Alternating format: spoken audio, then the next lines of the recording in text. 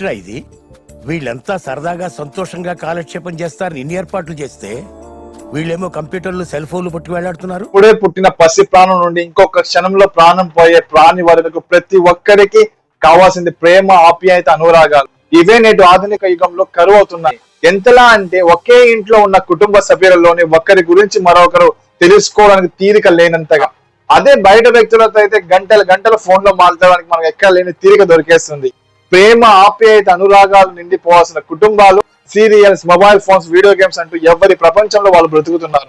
ఏదైనా సంతోషాన్ని పంచుకుందాం అంటే వినే వాళ్ళే కరువు అవుతున్నారు. అర్థం చేసుకునే గుణం తగ్గి అపార్థం చేసుకునే జ్ఞానం పెరిగిపోతుంది. ఇంకా గట్టిగా చెప్పాలంటే మన అనుకునే వాళ్ళు విషయం గురించి తప్పు అని అంటే దాన్ని నమ్మడానికి మనం 100 సార్లు ఆలోచిస్తున్నాం. అదే బయట వ్యక్తుల మాటలు క్షణం కూడా ఆలోచించకుండా గుడ్డిగా నమ్మేస్తున్నాం. మన కుటుంబ వ్యవస్థ ఎటు వెళ్తుందో కూడా అర్థం కాని పరిస్థితిలో ఉన్నాం. ఫైనల్ గా మాట చెప్తున్నా, చీలిపోతున్న ఈ కుటుంబ వ్యవస్థను కాపాడే బాధ్యత మన అందరి మీద ఉంది. దయచేసి కుటుంబ వ్యవస్థను కాపాడండి. అందమైన కలల కుటీరం, అమృతాలు కురిసే తీరం, మా ఇల్లు ప్రేమాలయం, దేవుళ్ళ జన్మాలయం, సంక్రాంతి ప్రతిదినం.